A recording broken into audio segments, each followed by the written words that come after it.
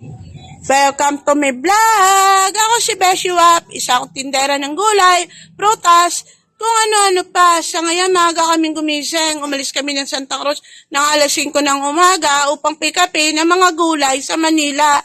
Habang biyahe, ayan, tuntua kasama ko ang aking anak at driver ko ang aking asawa. Malapit-lapit na tayo sa ating kukuhanan ng gulay sa Manila. Ayan na ang ating mga gulay, talong, mani, kung ano-ano pa, may mga palaya, kalamansi, koli, marami siya, ayan, isa na ako sa nagbubuhat. Pero bago ang lahat, ikukwento ko sa inyo kung paano ako naging isang tindera. Nung bata pa ako, hilig ko na talaga magtinda. Naalala ko noon, kada bakasyon, 5 taong gulang pa lang ako, sumasakay na ako ng tricycle para mamalengke ng mga candies.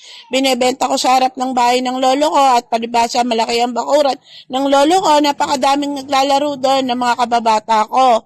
Ako na isa-isang tabi, nagbebenta na ng candies. Habang lumalaki ako, nung nag-elementary ako, nakikita ko ang hirap ng buhay ng magulang ko. Kaya't patuloy pa rin ako nagtitinda ng mga kakanin na niluluto ng nanay ko.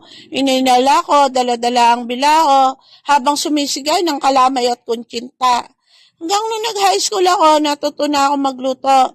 Palibasa ang tiyahin ko ay tindera ng gulay, umaangkat ako ng mais sa kanila. Nag-aadobo ako ng mais na ginadgad, nilalagyan ng maraming bawang, suka, at inalalako ko. Tapos naisip ko mag-ihaw ng mais. Naalala ko parang ako yata nagpauso dito sa amin ng mais na may mantikilya at iodized salt. Kapag naiihaw ang mais, pagpapahida na ng mantikilya, bubudbura ng iodized salt. Tuwang-tuwa ako kapag nakaubos ako ng isang sako kasi may 300 pesos na ako. May kinita na ako noon. Hanggang natapos ako ng high school, di ako kayang pag-arali sa college ng magulang ko. At di pa din ako pwede magtrabaho dahil 16 years old lang ako.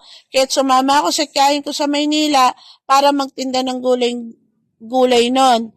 Noong panahon na yun, gustong-gusto ko mag-aral. Kaso, kakaunti din naman ang kita ng tiyahin ko sa gulay. Kaya kung magkano ibigay sa akin, oks na.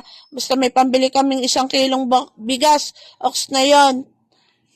Yung tatay ko naman kasi, nung time na yun, nalulung na sa droga. Kaya hindi na talaga ako makakapag-aral. Pero ganun pa man, mahal ko yung tatay ko. Hindi naman porke nalulung siya, ganun na rin yung gagawin namin.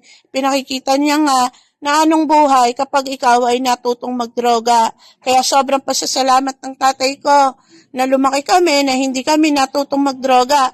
Umiinom lang kami. Pero droga, sigarilyo, hindi. Bad yun sa amin. Hanggang